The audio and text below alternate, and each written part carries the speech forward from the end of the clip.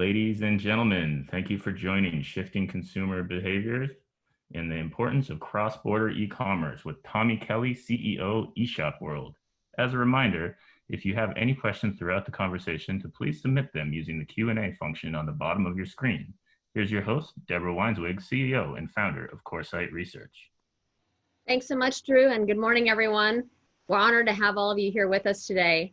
Today is very special for us at Coresight Research as we recently published an in-depth buyer's guide for cross-border e-commerce, and we now have the opportunity to talk with eShop World on this very topic.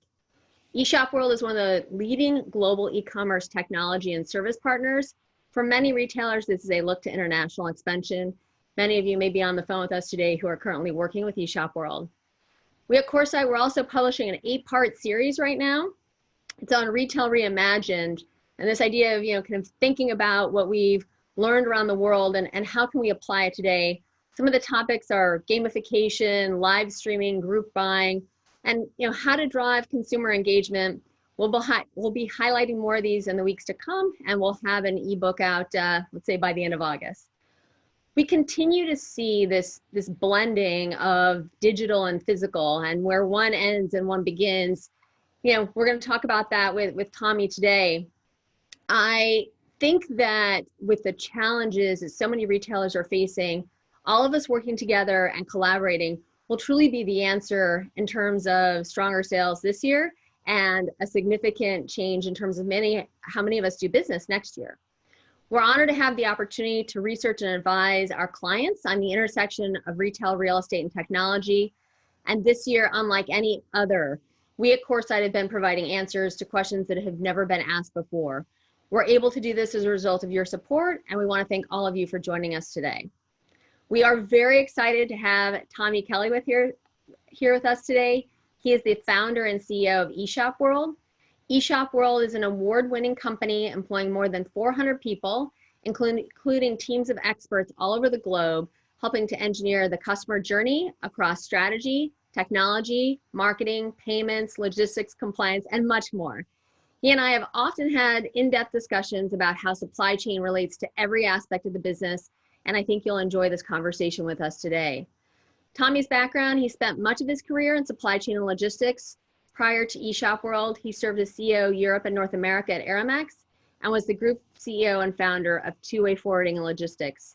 He also serves as the chairman of the board of the World Freight Alliance, and Tommy is a serial entrepreneur and is very well respected by brands and retailers alike around the world. Tommy, thanks for joining us. Hey, thanks, Deborah. Pleasure to be here. So, in my opening remarks, we talked about this true blend of the digital and physical. How have you seen the consumer change their shopping patterns? And, what are your predictions for the rest of the year? Look, I think the pandemic has accelerated a lot of the digital aspects of retail.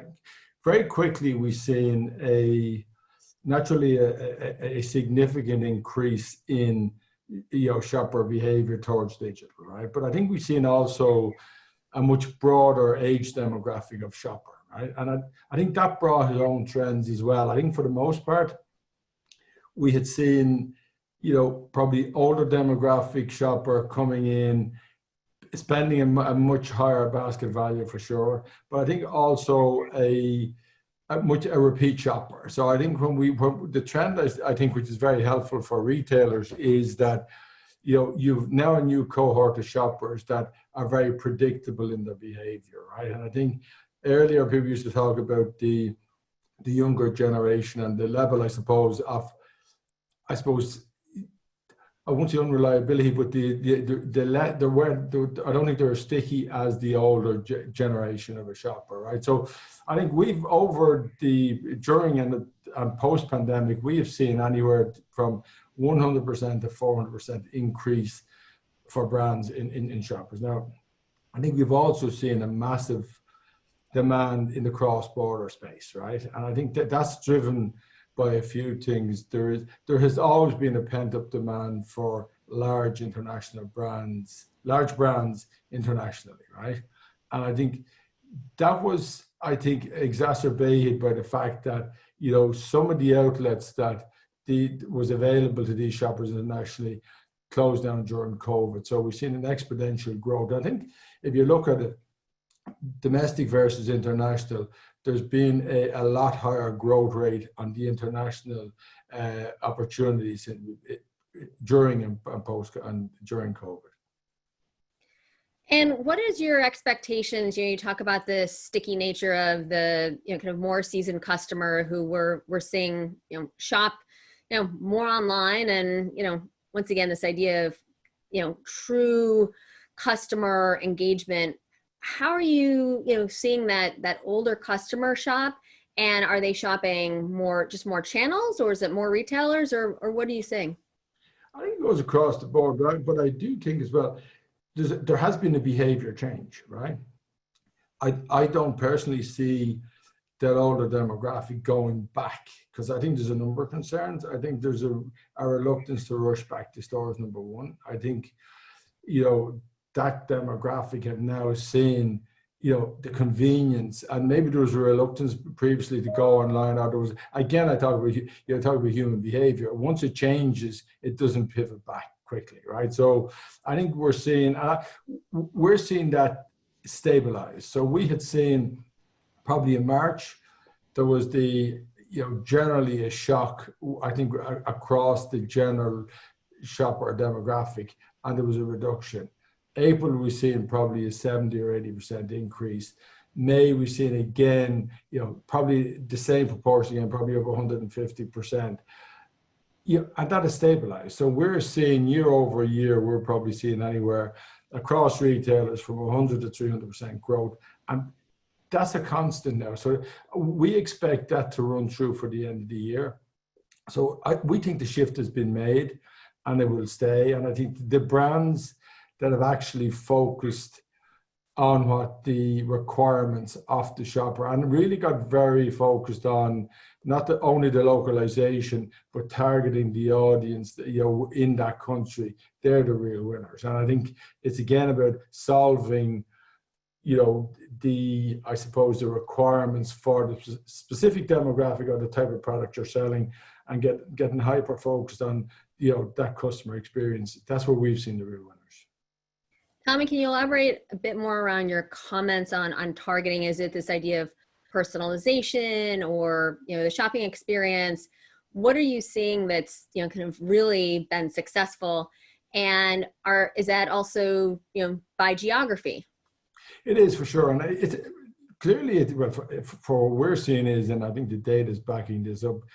It's ensuring that it's managing customer expectations by market, and that's really what. So I think the people that are focusing solely on the customer asks and customer expectations, that's what's winning. And it does change by country, by demographic. So like if you have sort of I just pick New York, like a city shopper will have a different requirement than an urban shopper versus a rural shopper. So the brands that have we have seen that have managed that expectation, but it's about customer engagement. So I don't just think it's about experience by itself, and I think the experience has to be good, but it's where you start with the customer engagement journey, how you fulfill the requirement of and make sure that journey is super localized, and you need to take friction. And when we talk about, again, the older demographic or the younger demographic or any demographic,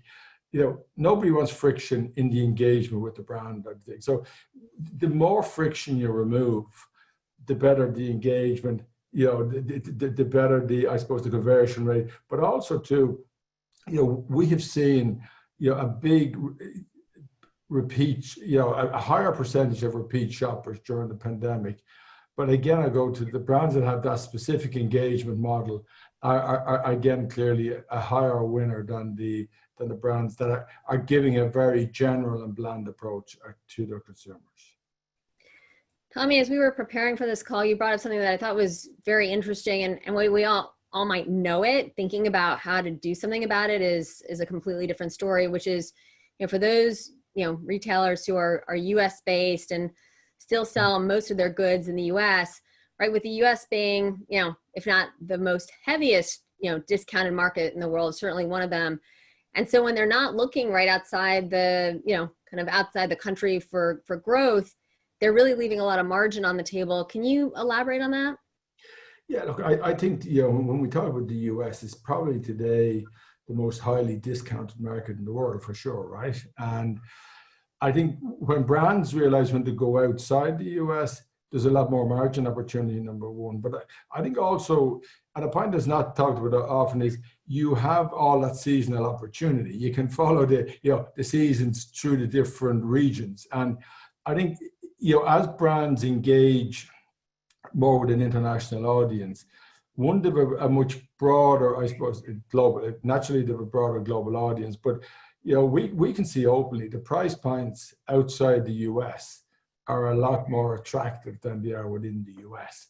And sometimes people think international engagement is expensive. And in fact, the margin opportunity, I say, far outweighs, international far outweighs the domestic opportunity. And there's an awful lot more competition in these very, I suppose, now crowded markets where they're not in some of the more the bigger international markets. Tommy, as companies are thinking about, the holiday season, which is not that far away, and if they only have a domestic presence right now, what's the timeline for them to think about a truly kind of global cross-border, kind of e-commerce opportunity for themselves, and what do they need to do to get started? Look, I think there's a view where you need to know where you want to get started, and my recommendation is that you don't need to solve 200 countries. That's not the answer. The answer here is understanding what's the top 10, 20, 30 markets you need to go to. And when we look at international, really, it's about the top 30 markets. That's 90% of your addressable audience. And again, typically it takes us about anywhere from 6 to 12 weeks to properly, internationalize a brand. Like, the advantage we have today, like we have the people with the knowledge, we have the data, and we have the technology. And I think sometimes people get confused that it's only about technology. The technology is the tool that enables the digital solution, but for the most part, you need to know what you're solving, what the go-to solution in a country is, how you're going to apply, and how you want to represent your brand within. And brand equity is super important. I think what we're seeing internationally is there's a massive amount of appetite for some of the really, and one fantastic thing about the US, and it's probably for the most part a large percentage of the key sought after brands that are required internationally. So there is a demand for them, and it's how you release that demand. And I said, probably, and my recommendation is that you look at your top 30 countries, you look at how you want to approach them, and then it's a process of rolling out over a 12 to 20 week period, to capture your audience effectively. One of the challenges we've always heard from retailers is around payments. How does eShop World solve that, and just how do you think about it? Yeah, look, payments is one part of it. Yeah, and if you really want to solve the payments problem, you need to be, not only solving the local payment types, but you need to get into local acquiring. You need to have in-country entities, and again, you really need a global infrastructure of your own with those entities, with your relationship with your local banks, with the local acquiring system. So it is an ecosystem. When people talk about going international, it isn't about presenting only your product or opening a site. It's about creating the ecosystem within the country. And it goes from, I could talk about payments forever, but it's all about making sure that what that expectation or that consumer expects, the behavior they expect around a payment infrastructure in a country, you have to have that available for your mass audience effectively. We at Coresight often help, enable global cross-border e-commerce, and oftentimes it's, kind of thinking about which countries and kind of personnel and marketing and merchandising. Tommy, when companies come to you to get started, right, I think it can be very overwhelming.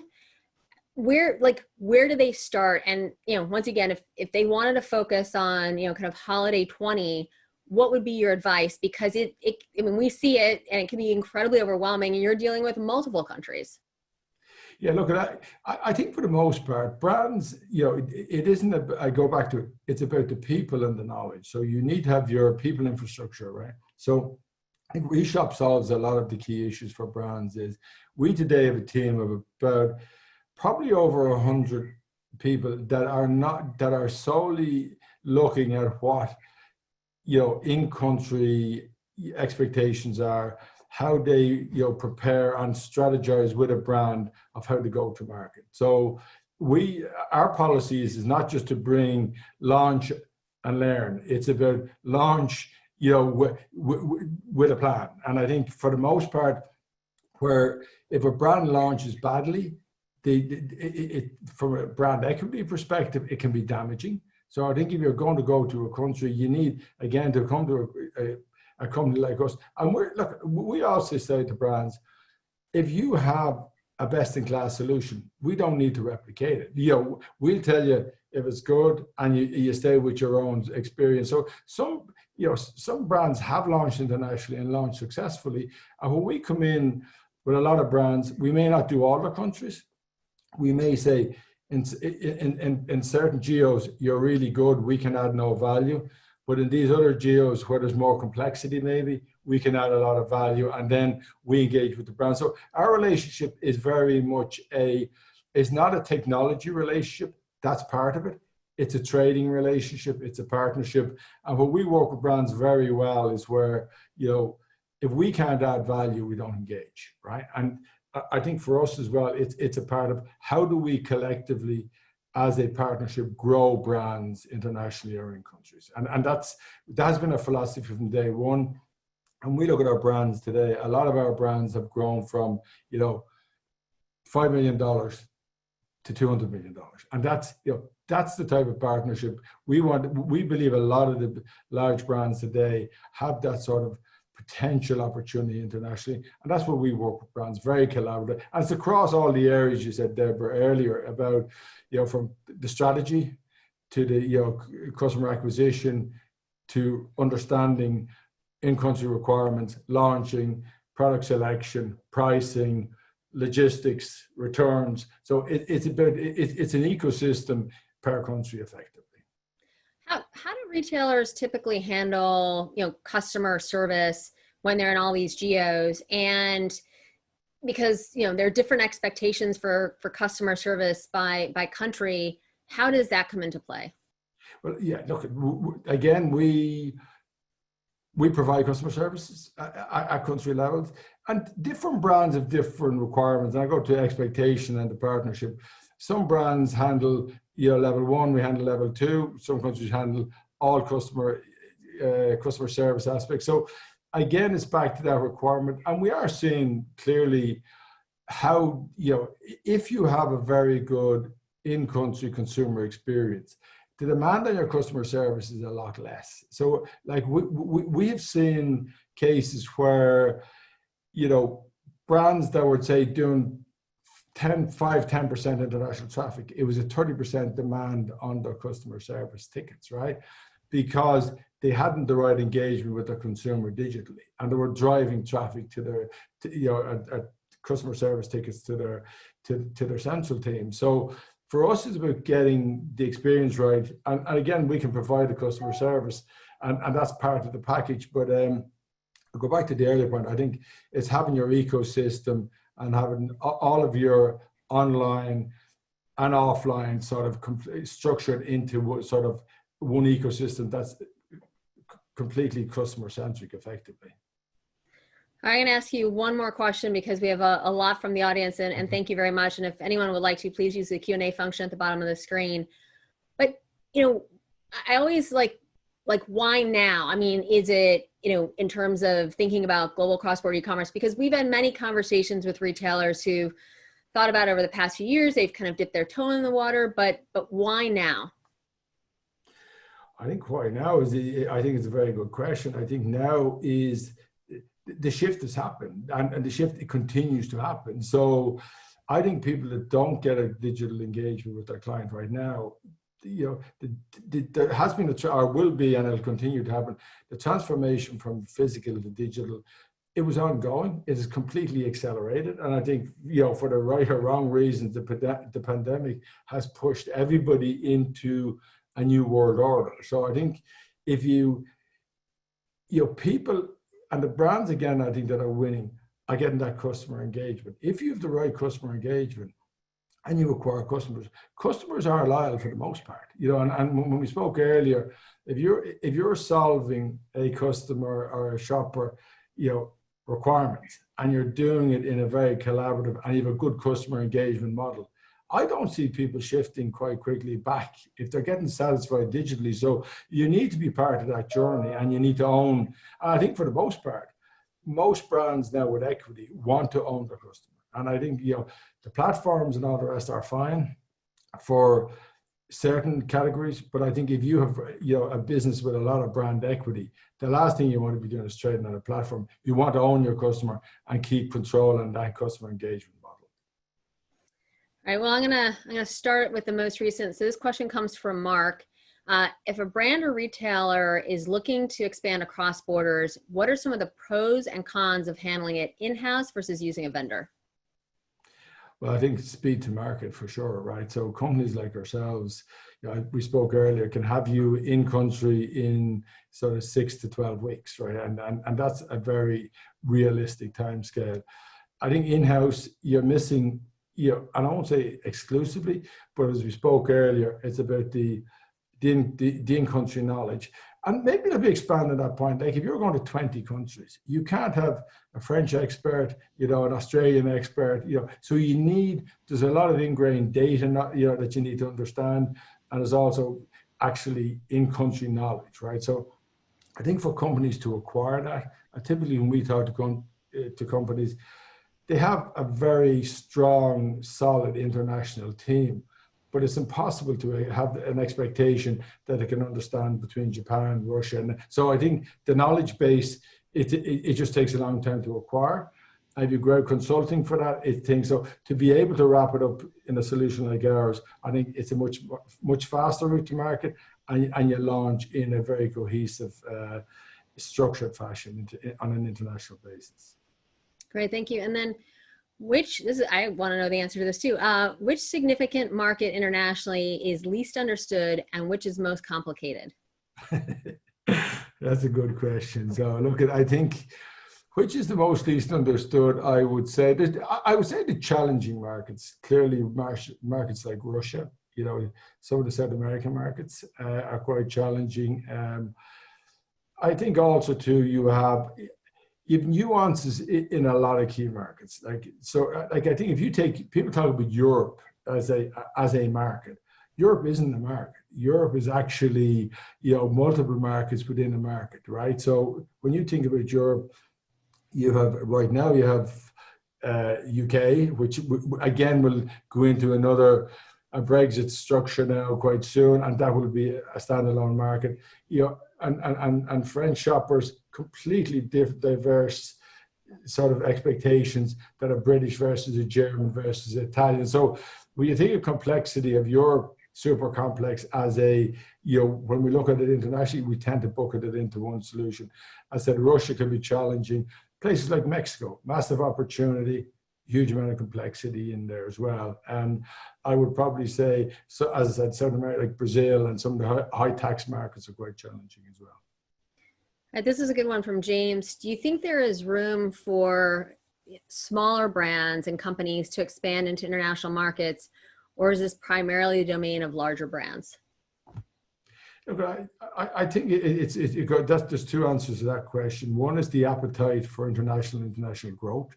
I think we see a lot of small to medium-sized brands that have the right strategy behind their brand, and going international is not about just, if you have a lot of brand equity, it's a lot easier because you have a pent-up demand, but you must follow your customer as well, and you have to drive traffic. And again, it's not dissimilar. There's certain things that go across domestic and international, and that's about understanding what customers you're targeting, how you target them, having a proper marketing strategy. So the answer is yes. If you have a small brand, that has a unique quality and you're going to promote your brand internationally. It sure makes sense, yeah. So we have a great audience. This is a great question. Many brands use Amazon as part of their overall growth strategy, and in some cases, their international expansion. Can you expand on why this may or may not be the best solution? Look, I'm probably somewhat biased, but my answer is that when you go on Amazon, you're not delivering your brand experience. You're delivering an Amazon experience. And really, you have no influence. Amazon is really a vending machine for, for the most part, right, for markets, right? So, like if you want, and we spoke about pricing and brand equity and all of that's all taken away from you, right? So, I go back to the dispensing model, like that's not what you want to be. And we spoke earlier about margin enhancement. If you, and as I said, for the most part, a lot of brands, clearly brands we represent, a lot of brand equity. One, you want to preserve the equity, but I think the key point is you want to own your customer.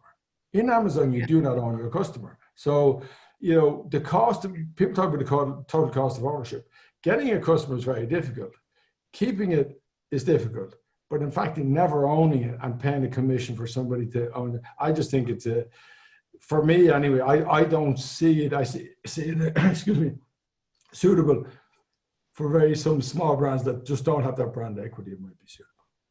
I guess actually, Tommy, it's a really interesting question. And, there are a lot of, smaller businesses, really interesting designers, artisans that, that are looking for other markets and probably have, not only does the CEO or the founder have, kind of a great personality that, would translate well internationally. How do these, but I think oftentimes when companies are small and we speak to many of these, there's a feeling, oh, how do I make a difference? How do consumers find me? How do you think, from your perspective, right, at eShop World, is there anything differently that you do depending on the size of the brand or the retailer?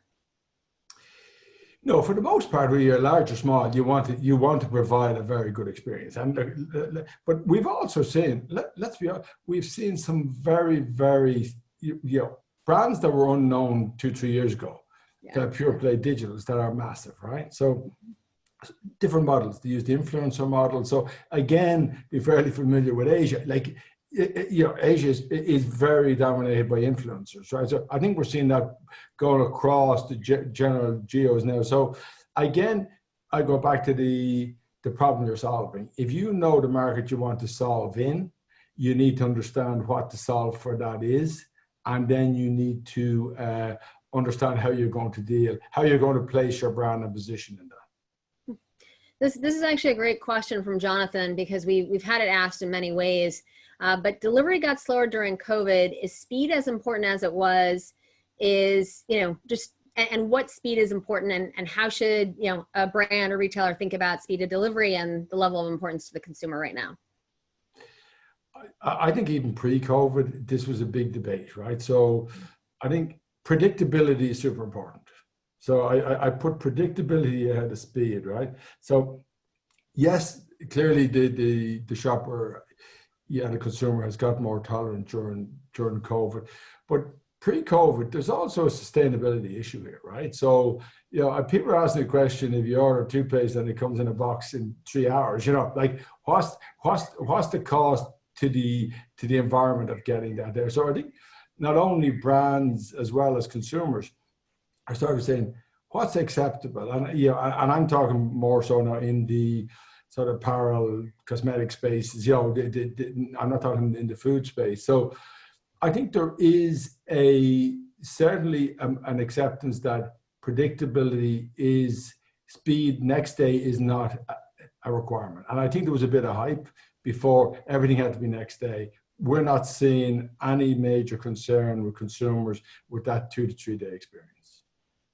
Tommy, one thing that's interesting is, as we have a lot of brands and retailers on, somebody asked, and so maybe just so for a potential follow-up, that there's this opportunity, people want to see if there's an opportunity to connect with you, because this is really, once again, as we look at holiday, it gives everyone hope that there are other markets and there's other geos that are interested in product.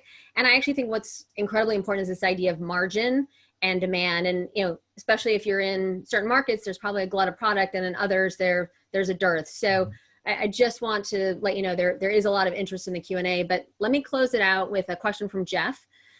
You mentioned you don't take on brands you can't help. How do you make that determination? What metrics do you use prior to bringing a client to Brazil or China? Is it social media buzz, international traffic, .com, or other? Honestly, it's a piece of everything, really. We have a very good, I suppose that's one of the key things. We have a very holistic engagement with a brand before we go live. And as not so much for our sake, but for the brand's sake. We want to ensure that if a brand is going to launch internationally, that they're going to do it successfully, right? So I suppose it's in both our interests to ensure. So it goes across, the brand equity, it goes across, the demand they're seeing out of the different geos, also their plan and their marketing spend within a country. So I wouldn't tie it down to one piece, but again, we're always really happy to talk to a brand and have an engagement of understanding how we can work together with them. Well, Tommy, I can't believe our time is up. It feels like it was a blink of an eye. This is truly one of my favorite topics, and you are really one of the leading experts in the world. Thanks again for the discussion and for your time today. If anyone wants to follow up with eShop World or Tommy, we can help facilitate that. Please, everyone, join us for our next call next Wednesday on Open for Business, where we'll talk about all the opportunities that retailers are seeing. We'll have Glenn Allison, who leads IT for Tractor Supply. As a reminder, this and all previous webinars are listed at Coresight.com. Thanks for joining us. And Tommy, thank you for an amazing Thank you very much. It was really a pleasure. Thank you. Thank you. Bye-bye. Thank you.